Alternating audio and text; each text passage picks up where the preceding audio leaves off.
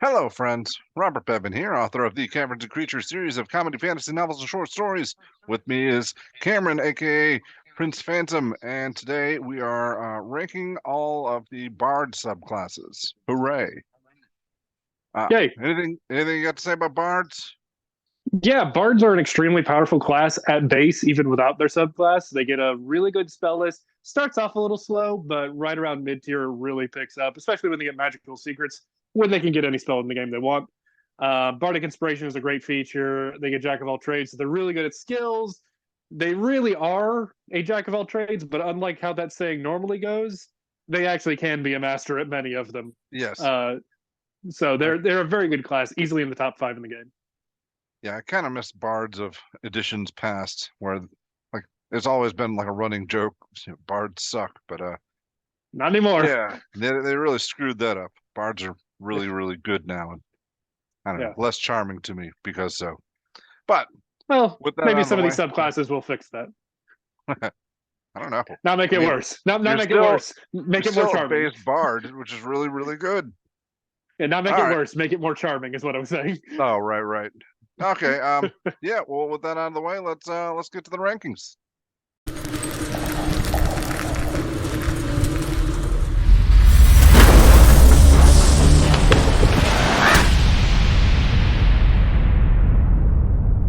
Okay, I have these listed in alphabetical order. And you've written this article already. That will be linked down in the comments or not in the description. Spoiler alert, the first in alphabetical order is also the first in your heart, is it not? Yes, Creation. it is. Yes. Yeah. Creation, in my opinion, goes straight up to S tier. Whoa. Yeah, That's our it's first S it's tier in these ranking videos. it is. Yeah, and well, I saved it for a good one. Creation, in my opinion, is a very underrated subclass. Most people don't think it's bad. Don't get me wrong. Most people think Hmm. it's good. I think it's amazing, and let me explain why. So, um, every single feature that this subclass gets is amazing. Um, right at third level, they get Note of Potential, which is just a straight out upgrade to Bardic Inspiration. It adds additional effects depending on what you use the inspiration for, be it attack rolls, ability checks, or saving throws. And all of them are good. Yeah. Like, and That's it also actually gives merit to using Bardic Inspiration for things like attack rolls, where normally I'm not super keen on that. I try and tell people to save Bardic Inspiration for saving throws because hmm those are the most important rolls. But this actually gives a little bit of reasoning for using it on attack rolls and even skill checks. So I really like it. yeah, it's And pretty it's amazing. And then what you get stacked on top of this is, I mean, everything. Yeah, like you said, everything's great. yeah. So let's talk about performance of creation because it's a feature that seems really unassuming at first. Hmm. Um, it allows you to create any object you can think of um, that is medium or smaller and has as under a certain gold value. Right. And the gold value scales according to your bard level. And also at 6th level, we'll be able to create large objects. Okay. So you think, okay, what's the big deal? We're making objects, right? What's so great about that? Yeah, that is kind of the first place I go to with there. But I mean, I know you're gonna blow my Yeah. mind, but So yeah. so um, just like if you want to go back and look at our thief rogue build, all of the crazy things that you can use with mundane items totally open up to the creation bard. You can totally create any of those, and those are all fantastic. Additionally, what is so great about the creation bard is you can just make a wall and it's real hard to get through. So say you're in a hallway. Say it's and this is something we couldn't do until 6th level, but 6th level is not that far, so Yeah, it's six reasonable, levels, right? not bad.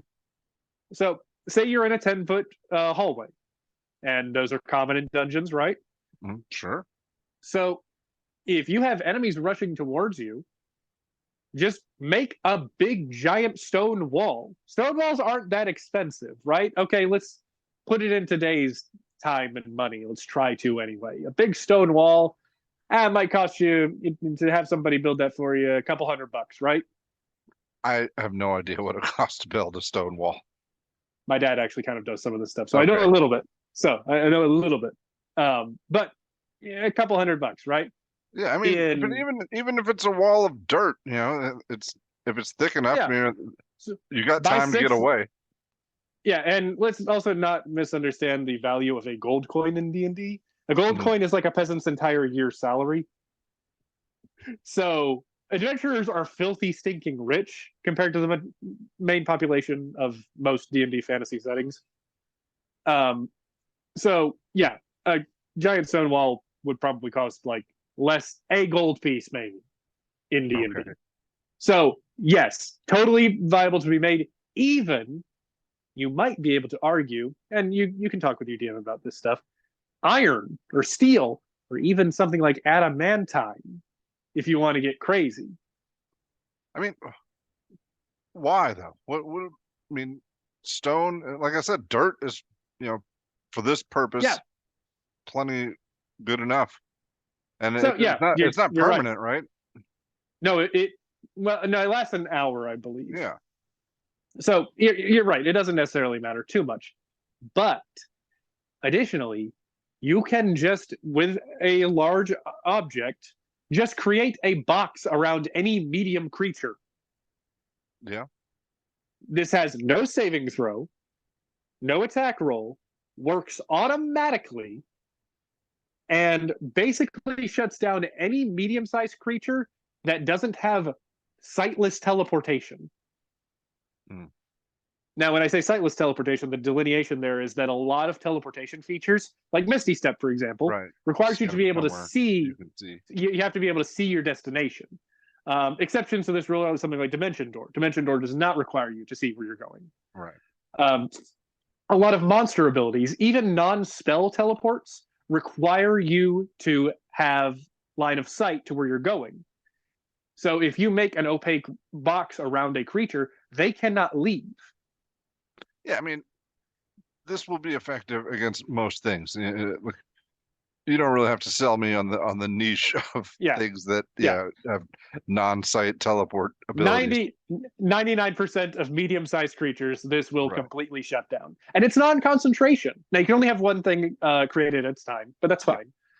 And so you could take this and combine it with a damaging area of effect concentration spell, like a Sickening Radiance or something, Oh yeah. and automatically kill something. Doesn't Bad really way matter to what it go. is. Yeah.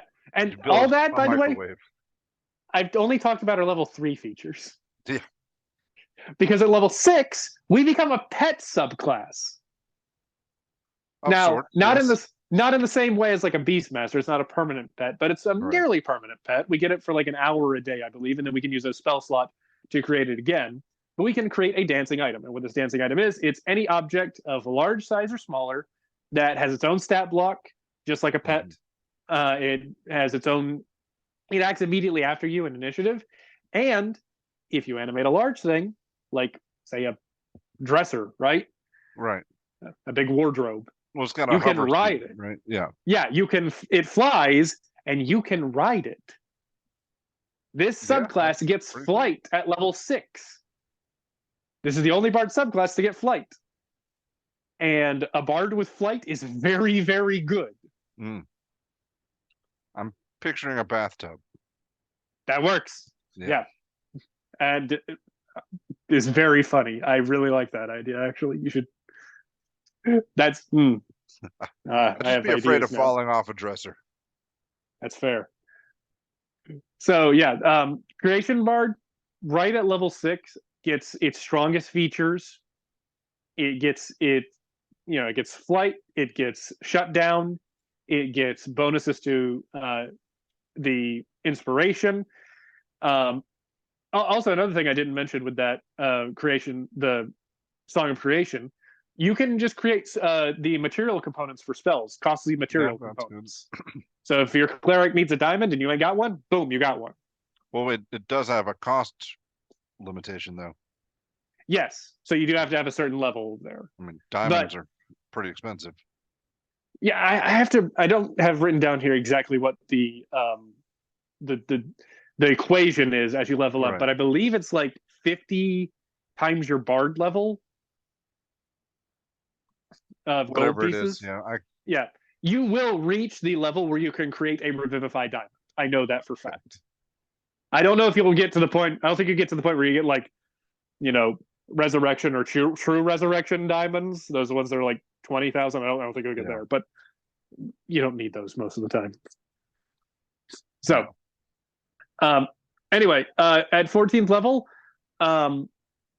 you just don't have pretty much any limitations to the performance of creation anymore.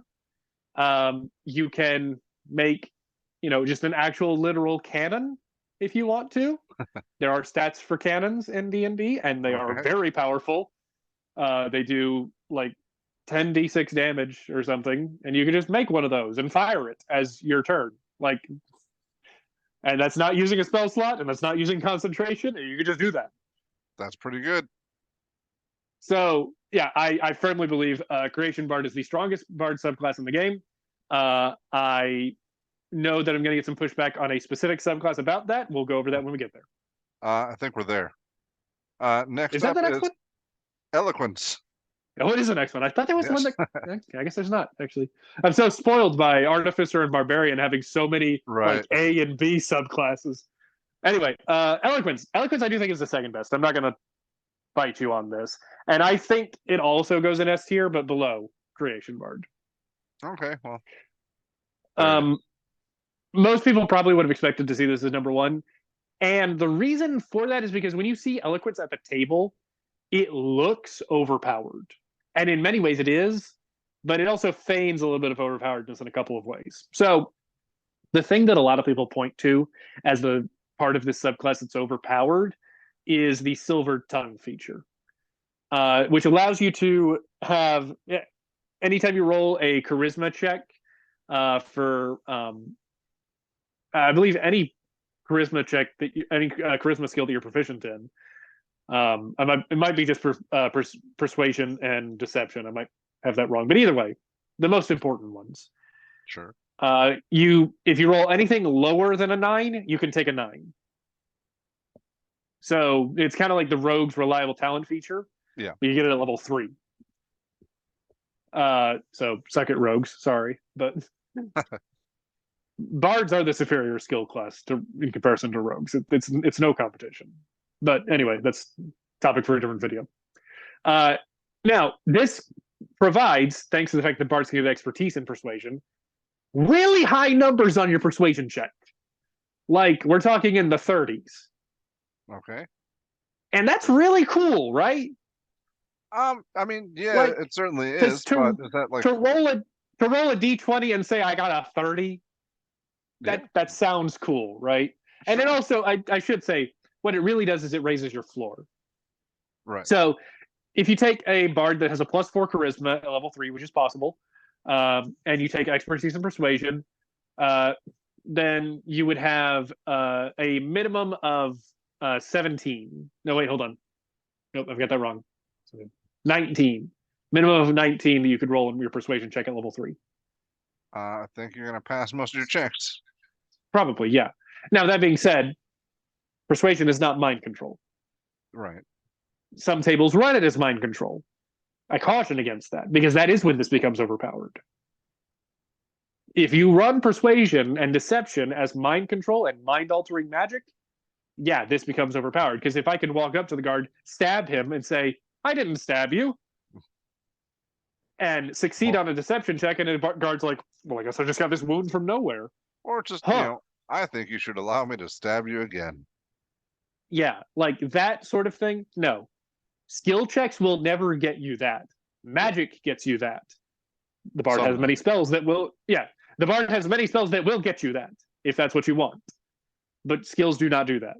So to DMs, I say, if you're having trouble with this, just understand that persuasion and deception can only accomplish what is reasonable. Yes. It is impossible to convince a king to give up their kingdom without magic. That said, though, I mean, you said this is the most powerful feature of Eloquence. I don't think it is. The community points to it as, but I think it's the Eloquence's actual most powerful feature is unsettling words, which I believe they also get at level. I believe they also get this at level 3. So what it does is use a bonus action, use your bardic inspiration to force a negative, a minus penalty to the enemy's next saving throw. Now, penalties to saving throws and like disadvantage to saving throws, things like that, are very difficult to come by in this game. There's very few of them. Right. I can probably count all of them on two hands. There's not that many. So this feature, how reliable it is, how easy it is to use, how many uses of it you get, especially combined with a spell like Silvery Barbs. And you can near guarantee that an enemy is going to fail a save that you want it to fail. So you can obviously set this up for yourself. You can use your unsettling words as the first thing you do on your turn to essentially curse the creature. Then you cast something like a Hold Person, right? Hold Person is a spell that we really want to land, but it's a little bit unreliable sometimes, right? And if you miss, you've wasted your whole turn, right? Sure. So some people are a little bit scared of casting it, and I get that. I am too sometimes. But what you can do, you give them this debuff, you cast Hold Person. Okay, they save even though they have the debuff, cast Silvery Barbs. Their odds of making that save at this point is like, we're talking point percentages, assuming they don't have a crazy wisdom. So this is a very simple way to optimize this. You can also optimize this with the characters. If you don't necessarily have a spell that works for this situation, but you know your wizard buddy does, that's what I was you can thinking. Unsettling Words, and then the wizard can follow up with their spell. Works that way too. And it's also always nice to have some player cooperation. It is, yeah, and this is a very good subclass for that. So, yeah, the level 6 doesn't really give us much. It basically gives us more uses of bardic inspiration, which is good because it's more uses of Unsettling Words. Sure. It basically means that if our bardic inspiration, a party member uses it and it doesn't work, right? You get to. You don't lose it. Yeah, it's not expended. Right. So it's really good, and honestly, it kind of looks like they might be incorporating that feature into the base bard of the next edition. They've gone back and forth on that a little bit, so they may and they may not. But I would like it if they did, because I think it's a good quality of life feature. Well, not very powerful, but I don't know. I mean, like you said, it gives you basically more bardic inspirations, which I think is I like it as a subclass feature. Yeah, okay. I understand where you're coming from that. And level 14 essentially gives you 5 more bardic inspirations per day, which again is nice. This subclass gets more bardic inspiration than anybody else. But I don't necessarily consider that overpowered. You're getting more uses of a good feature, but that good feature is still just good. But again, if you're dumping all that into Unsettling Words and you're making everything under the sun fail at their saving throws, I mean, you can use Unsettling Words for all of these, right? Yep, you sure can. So yeah, so it's really good. I don't know what it's a lot of power there. Yeah, it is easily deserving of its place in S tier. I think Creation edges it out because Creation can fly and has more utility beyond what the base Bard spell list can provide through Song of Creation. But you can make the argument either way. I'm on the fence, yeah. Yeah, you could, if somebody really was adamant that no Eloquence is better, I can't argue with them too hard. They're very close. Yeah, I mean, just like the example you gave, like more reliable Hold Persons is. Yeah, it's very good. Banger. And Hold Person is a level 2 spell. Imagine if we go up the Bard spell list and you see Magical Secrets and you see what spells you can combo with that. It's really good. Yeah. All right. Well, next up we have Glamour. Glamour. I love the Glamour subclass. It's a personal favorite of mine. It's not the most powerful, but it's also not like weak at all. I genuinely think this is one of the most slept on subclasses in this entire game. Nobody talks about Glamour ever. We get 2 great 3rd level features. One that's good in combat, another that is fantastic out of combat. So we get I can't remember exactly what it's called, but it's essentially a feature that allows us to give out temporary hit points to everybody. Oh, Um, right. Yeah. yeah, we've had 2 videos where we've talked about how constantly refreshing temporary hit points are good. Yes. Now, this one does expend a Bardic Inspiration die to refresh these temporary hit points, so it's not infinite. Right. But it is something you can do, and it adds a ton of durability to your party, and that's great. Enthralling Performance is a out of combat feature that I think is actually one of the best out of combat features in the game. The only thing with it, you have to look for opportunities to use it.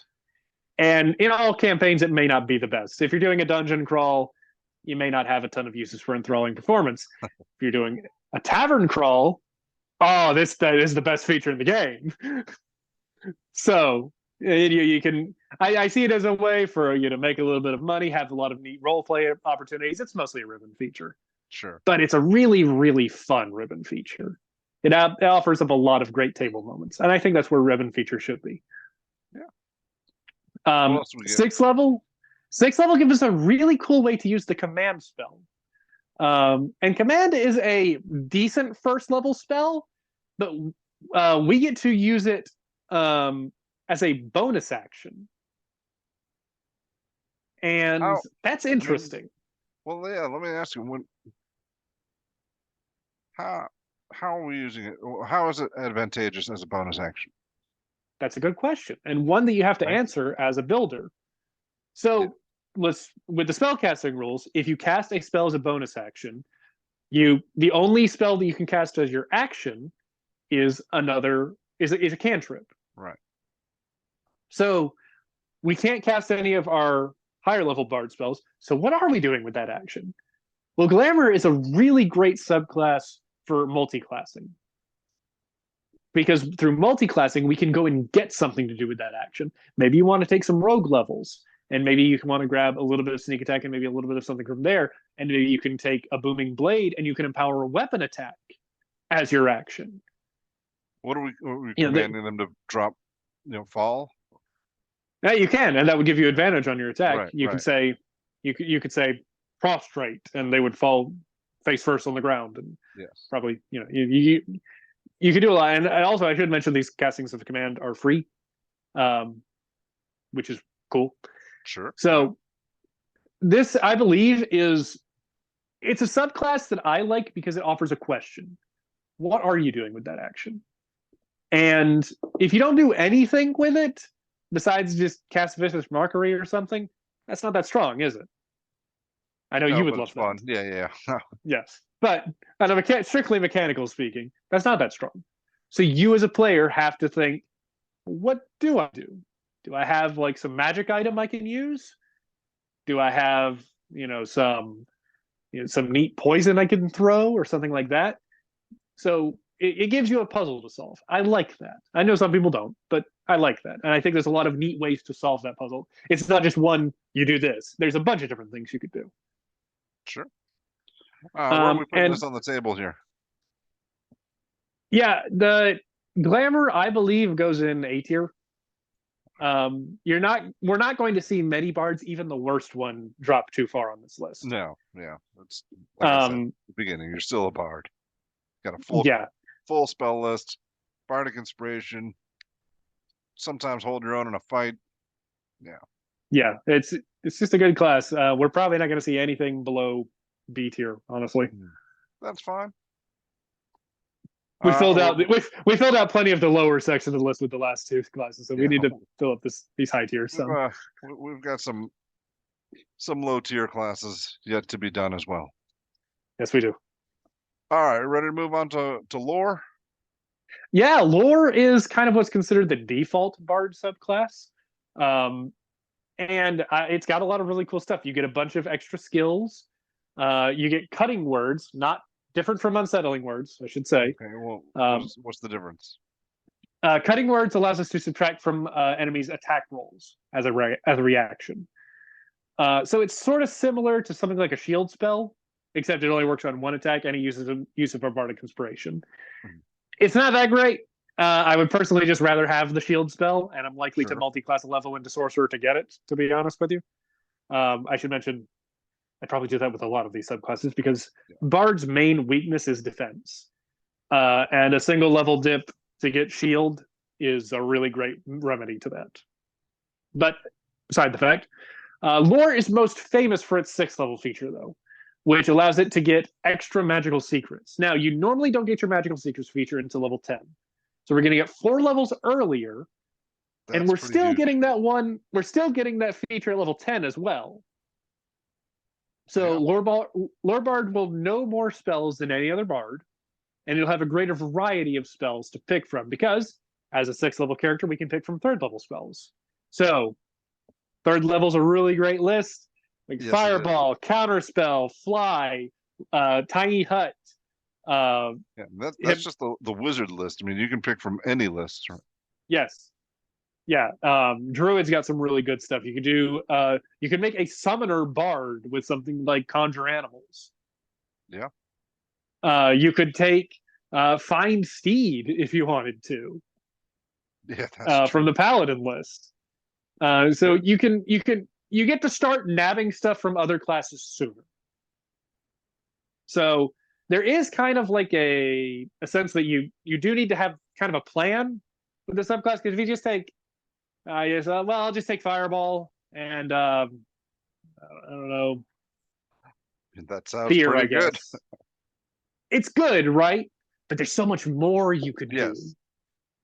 There's so much more. Like, yeah, Fireball, bards don't have a great blast. So Fireball fills that niche, right?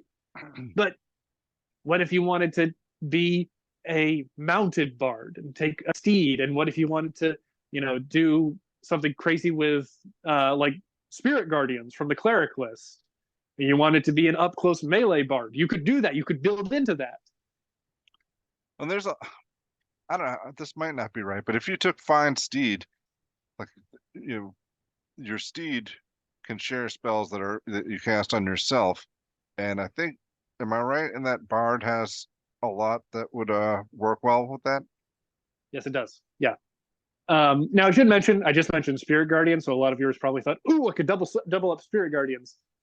No, because if a creature is under the effect of the same spell twice, it Mhm. only takes it only is affected by one of those spells. So if you and your steed both had Spirit Guardians, and an enemy was in range of both of them, it would just be taking the damage as if it was in one casting of Spirit Guardians. But is that all right? What about for concentration though? If you both had it going, and somebody punched your horse in the face, like, It, would yours still go? Keep going? yeah, yours would. The horse Yeah. would have to make a concentration save, but yeah, yours would. Right. But I'm saying, Yeah, yeah, all right, so it doesn't double up the damage they took, but you does can, double up the defense. Yeah, I see what you're right. saying. Yeah, so yeah, it's still good in that instance. So yeah, there's a lot. It's the most customizable bard by a mile, easily. You can do a lot of whatever you want. Now the 14th level feature, I'm not super high on. Basically, it allows us to um, add your cutting words to a skill check. So you basically get the ability to use bardic inspiration on yourself, Hmm. which I always felt like it was a little bit weird that the bard couldn't do that anyway, but I kind of get it.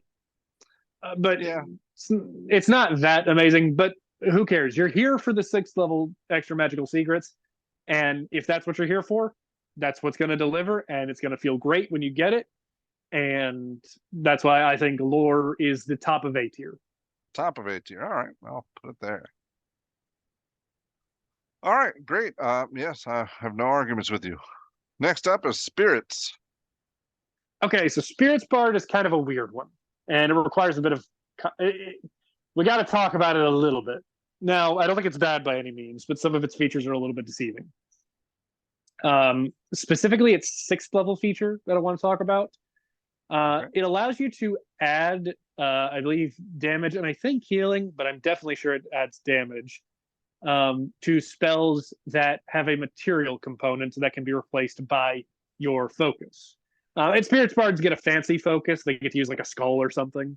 Hmm. Um, Now, the problem with this is that the Bard list has single digit amount of spells that actually work with this feature, Right. and none of them are that great. You got some Um, examples, or I don't have the list on my hand right now, but you can just look at the bard list and just try and find me a damage dealing spell that requires a material component that is not a costly component. Because if it's a costly component, it can't be replaced by your spellcasting focus. So if it just has verbal and somatic components, doesn't work. If it just has verbal components, doesn't work. So Vicious Mockery, for example, this doesn't add any damage to. Because if a spell doesn't have a material component, you can't use a spellcasting focus in the process of casting it. Now, 2 DMs out there, please hand wave this. Please. This is very dumb. It's way too rules granular because, like, to notice this kind of thing, somebody's got to point it out to you, right? Yeah. Like, nobody's going to. I had to have somebody point this out to me. I didn't realize this on first reading.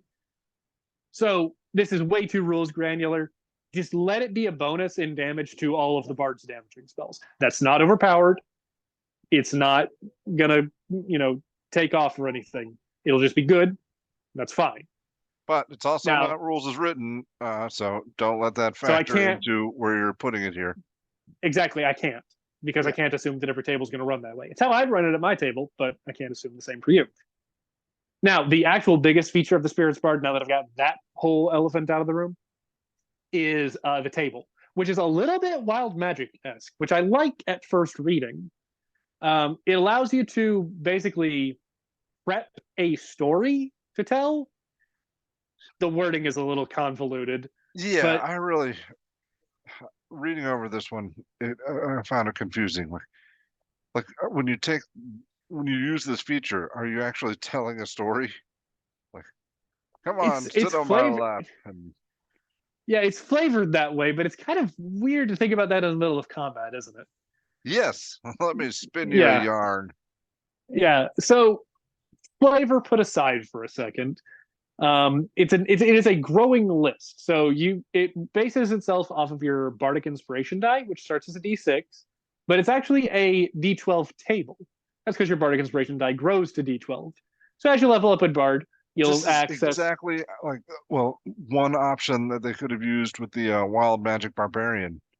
Yeah, it would have been a lot better. Yeah. But they did that for spirits, and basically what this means is you get 6 things that you can potentially roll at level 1, and then by the end of your character's life, you'll have 12 things that you could potentially roll. And I will say that the higher number stuff is better. So you do get, it does scale a little bit in that way. So all of these features, though, they might do a little bit of healing. They might have an ally deal a little bit of extra damage on their next attack. They might add, a buff to a saving throw. They might add a buff to AC for a little bit. There's small minor buffs that all are pretty incidental, and they don't require a ton from you to set up. Mm-hmm. So it's all upside, but it's random upside. So it's a little bit hard to predict. Yeah. I don't mind that. I like a little bit of randomness. Yeah. That being said, a reliance on chance does bring the subclass down in terms of objective power. Yeah, that's fair enough. Yeah, so the capstone is the standard of these types of subclasses, where you have a table that you roll on. You roll 2 and pick. You roll twice pick one. Yeah, which it helps, of course, but I'm not. Lazy capstone, though.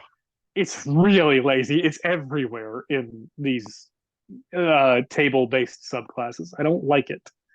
I don't personally.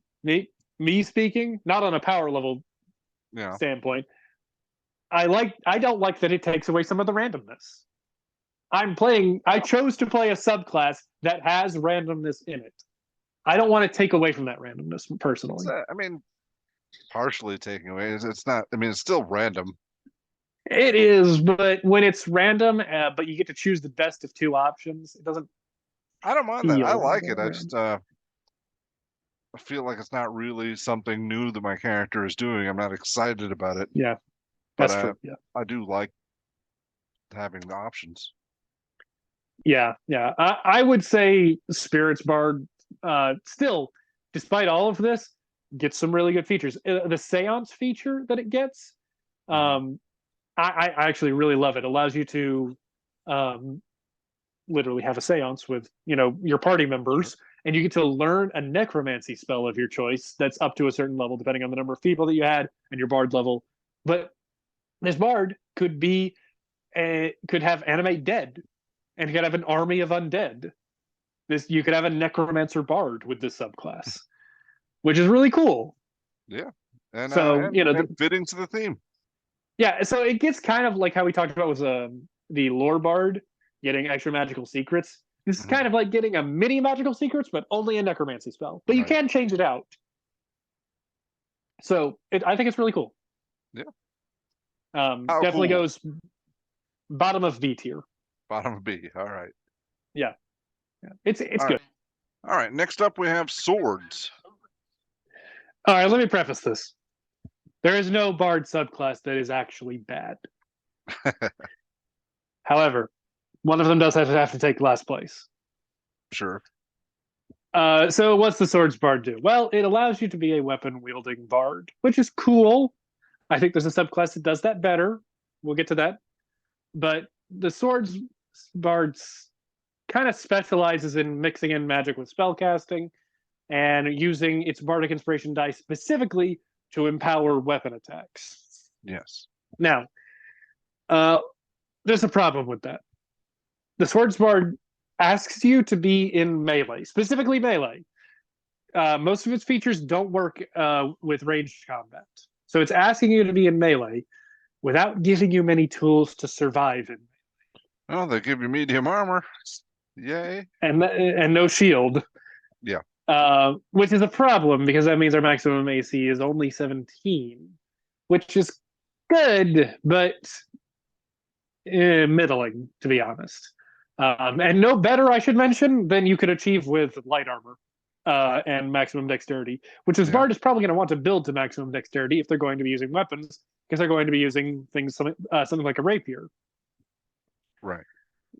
So the medium armor proficiency really isn't helping you much. I would really recommend that you multi-class to get shield proficiency somehow. Hexblade is an obvious example because then you can also attack with your charisma. So that's really cool. So a swords, hexblade, bard multi-class works really well. But then we're talking about the necessity to multi-class for you to work as a good cohesive character. That's not a great starting point, is it? No, not great, but it does sound like a pretty cool combo, though. It is. It's really cool, and there's nothing wrong with playing it at all. Yeah. So don't again. None of these are truly bad. Making that very clear. So what does it give you? Well, it gives you a couple of sword flourishes. The best one by a country mile is the defensive flourish, which does actually add to your AC, and it adds to your AC for an entire round. Basically, whenever you roll on your bardic inspiration die, it adds to your AC for the rest of the round for that. So it's kind of like an always on shield, but normally it's not going to be a +5, especially at low levels because you're rolling a D6. Yeah, but when you get to higher levels, though, I mean, it could outshine potentially. shield. Yeah, so potentially, yeah. So that's a really good feature. I really like that one. It does require us, though, to attack on our turn, which means we're not casting most of our great spells, and we're a full spellcaster, so that kind of hurts a little bit to have to, we have to attack to get the defensive bonus. If we don't attack, we don't get the defensive bonus. So it's a little bit of give and take there. Build up a really good repertoire of bonus action spells. Yeah, that's one thing. We don't really get a real subclass feature at level 6. We get extra attack, which I should mention is a level later than most other people are getting it. Well, I mean, those are it's still good combat. That counts as a feature, especially if you're playing a class that is, you need to attack. It is, but when I tell you the 14th level feature, this bar is going to seem really lacking on features. The 14th level feature is just more of our 3rd level feature. You get to use one of them for free every turn instead of having to expend an inspiration die. But if you do it this way, you roll a d6 instead of which your inspiration die at this point would be a d12. So your free usage is weaker, but it is free. That's the opposite of what you want. Yeah. So basically, this entire subclass is medium armor proficiency, rapier proficiency, Blade Flourishes, which you get 3 of, Yeah. and the defensive one is the clear best one. The other 2 are the mobility one is sometimes worth using. The one that adds damage is almost never worth using because it adds so little damage. Yeah. And extra attack. That's your whole subclass. So everything about this subclass is meant to make you into a martial character. None of it empowers your spellcasting at all. In fact, it conflicts with your spellcasting. Yeah, that's the problem. And it really, really desperately wants the Hexblade dip in order to function. Because otherwise, you're asking yourself to max out your charisma, your dexterity, and you still want some points of constitution because you want HP because you're going to be in melee. And you're going to get hit. Yeah. So it is the worst bard in my opinion. It's still not that bad. You can still have a really cool character with this thing. Don't get me wrong. We are not talking about something like the Alchemist here. This is really good. It's still in bottom of B tier. Okay. That sounds fair. So yeah, don't misunderstand. This is still great. If you want to play this, you'll have a great time with it. I have no doubt. But compared to the others, it's just a little bit lacking. That's all. All right, next up, similarly, we have Valor. Yeah, so Valor is the other martial-based subclass. It's actually the one that came out first. It was in the original Player's Handbook. And I think it might be in the running for the least words of any subclass, like yeah, printed words. Ball. Right, yeah. Yeah, it's very short. And it honestly, reading it at first glance, it reads like a more boring version of the Swords Bard. But that doesn't mean it's less powerful. Quite the opposite is true, actually. The biggest reason for this is we get the ability to use ranged weapons. We get proficiency with them, and all of our features work with ranged weapons. That helps a lot. Yes. We can take the standard crossbow expert sharpshooter build, plus a slight dip in another class to the archery fighting style, and you are just as good at attacking as most martials. We get extra attack at level 6, just like the Swords Bard did. That's our 6th level feature. Right. And so what this really leaves you with... And you're a full spellcaster on top of that. Exactly. What this really leaves you with is a very resource-efficient build. So think about it this way. Combat opens up, and you start with a big control spell. Say Fear, right? You know, that's a spell you love. Yeah. So you cast Fear. That's your big concentration spell. You're focusing on that for the whole combat, right? Mm-hmm. Next turn comes around, you just start shooting people. And that's the rest of your combat. Yeah, you pick off the ones that make their saves first, and then go after the stragglers. Yeah, and so you have spent 1 3rd level spell slot for the whole combat and no other resources. That's pretty good. Yeah. So Valor ends up being a very resource light subclass. It's a bit feat hungry, but aside from that, you really don't have... You're not expending a ton of resources. You can really save your spell slots very easily with this. And it also helps in that the Bard's biggest weakness is probably single target damage. This fixes that outright.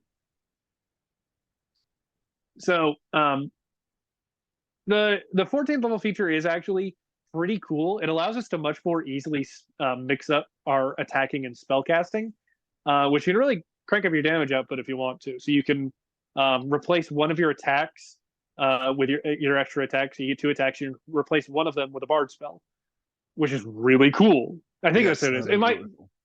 I think I said that wrong. If you cast a spell, you can attack as a bonus action. Okay. That's what it is. Yeah. But it works the same way basically. Right, you get a spell and you get an attack. So you can cast a big spell and you can attack on the same turn, and you really crank up your damage and control output with that. So if you want a Bard that is focusing specifically on damage, especially single target damage, that wants to be resource light, if you expect you're going to have a lot of combats every day during your campaign, this is a really great choice. I think it goes bottom of A tier. Bottom of A. Ooh. Yeah. Oh, bottom. All right, there we go. All right, and last, but not least, we have Whispers. Yeah, Whispers is really cool. I am of the opinion that it is not the strongest. It's going to end up in B tier, but it's probably one of the more interesting bards to build around. Explain it to me, Notably, because I was a little confused when I read it. yeah, it's kind of like multi-classing a little bit of bard with a little bit of rogue, all in one, without sacrificing any of your spell casting or anything like that. Right. It gets a feature that is very similar to sneak attack in Psychic Blades. All right. Yes, I remember that. Yeah, it's basically rogue sneak attack, but it uses a bardic inspiration die, but it doesn't have any of the rogue sneak attack restrictions. You don't need to set this up in any way. You can just use it. And that's really cool. In the same way that the Valor Bard allowed us to mix weapon attacks and spellcasting, this does too, to a lesser extent. So you can, if you see that there's just one target and needs to be dead, you can just say, okay, I'm just gonna, pull out a dagger, stab this guy, use my Psychic Blades this turn instead of spending a spell slot, because a spell slot's really not necessary. But I want to do more damage than just a cantrip. Sure. It can also be combined with things like Booming Blade for extra damage. You can actually build towards it and make it a good, fine single attack, big damage option. Sounds fun. It's not gonna do as much as something like, for example, like a War Cleric could do, but it's still good. And it combines really well with the rest of their features. They get, I don't know if you've ever played Team Fortress 2, the co-op shooting game. No. Okay. A character there called the Spy. When he kills you, he can copy your appearance. Okay. And disguise himself as part of the enemy team. And he goes around and he keeps killing people by doing that. This gives you that. It's straight up that. You kill someone, you steal their appearance, and you look exactly like them. You get the basic knowledge that they would have had to pass yourself off as them in a conversation. It's a really good disguise. Better than just a simple disguise self. Right. So it's really cool in subterfuge situations. You kill the noble, and you can use your Psychic Blades to do that. You kill the noble, take his appearance, masquerade as him during the party, get a bunch of information, stuff his body in the closet. It's the cool stuff that you see in all of the spy movies. It sounds more usable than similar features in other classes too. It kind of is in a strange way. Now, I will mention, if you're just doing like a dungeon crawl campaign, this is not really the subclass for you. This works better in a more roleplay heavy, a more conversational, a more, you can tell when you're going to have opportunities to use this kind of thing, in what kind of campaigns you're going to be able to use this. Right. So it won't shine. This subclass won't shine in all campaigns, but in some, it'll be very good, and you'll get a lot of use out of that 6th level feature. What else do we get? You also get the ability to, this is actually at 3rd level, going backwards a little bit here, frighten somebody after you've talked to them for a minute. This is another weird, this is another weird out of combat thing. And when you read it at first, it's kind of hard to tell exactly how you're supposed to use it, because you can't talk to somebody for a minute in the middle of combat. You could set this up as a going into combat ability. Yeah. So you're having your big monologue discussion with the villain, and at the end of the discussion, before you go into initiative, they have to make a saving throw. If they fail it, they start the combat frightened of you. That's pretty good, and you've used no resources for that. Additionally, you can just be used as an intimidation tactic outside of combat when you're trying to convince somebody of something. So, how exactly it'll play is a bit DM dependent, because the frightened condition doesn't technically have any rules outside of combat. Also, but even inside of combat, like if they take damage, it ends. It does. That just means that you focus on other things. But I mean, I always found that bizarre. It's, I stabbed you. How are you less frightened of me now? Yeah, I understand that rule in charm effects and frightened effects. Yes, exactly. Yes. Yeah. It doesn't. Yeah. So I'm not really sure why that's there. I still don't know when you're supposed to use this. Like you said, out of combat, what is it really doing for you? In combat, it barely works. Yeah. So I mean, it is up to the player, and also up to a bit of the interpretation as to how exactly it'll function out of combat. But I think you could get some use out of it. I don't think it's a worthless ribbon feature, and you're also getting a real feature at level 3 in Psychic Blades, so I'm not knocking it too much. So yeah, it's And you also at 14th level get a actually really good charm effect that grants some genuine control over your target. Not quite as much as like a dominate person, Hmm. but to that kind of level. So that's good too. So like I said, a lot of this is stuff that's going to shine in a campaign that's going to have a lot of out of combat role play scenarios. That's going to have a lot of subterfuge. It's going to have a lot of mystery. And I know a lot of people like those kind of campaigns, and I think this is a really underrated pick for those campaigns. But let me ask you this before we close out though. In those kind of campaigns, you've got your Whispers Bard that is, going through and charming and taking people's places and going to the masquerade ball and whatever. What is everybody else doing? It's a good point. Yeah. Uh, it's and that's more of a question for the DM, to be honest, because you can make that situation work as a Mhm. DM. The answer is for the DM is make sure the rest of the party has something else to do. Yeah. And that's not hard to do. You could have the rest of the party set up a distraction. You could have the rest of the party also be in the ball, or in the masquerade ball, doing other things. Hmm. That's more of a question for the DM rather than a question for the person who chose the subclass. Right, right. Yeah. Yeah, a lot of this stuff does lead to solo play, and also I think this would make there are people that play like D&D one-on-one DM to player. This would be a really cool subclass for that. But It'd also be good for the whole group is playing Whispers Bards. that would be amazing, and I would Yeah. love to see that. Like, you just give me a one shot of that, just having to infiltrate a masquerade ball, a whole Yeah. bunch of whispers bards. Oh, I want to play that so bad. That sounds like so much fun. All right. Well, there you go. Nothing below a B here. Good old Nope. bards. Yeah, you're All gonna right, well, see that a lot with the spellcasting classes. yeah, well, definitely. Well, thank you, Cameron, and thank you everyone for joining and watching. And let us know what you think in the comments. Do you agree with Cameron's rankings here, or do you have other opinions? Let us know. I'm sure people Like, will think subscribe. Eloquence is actually the best. Yeah, but I mean, like you weren't like It's really close. It's gung ho about competitive. it. Yeah, right.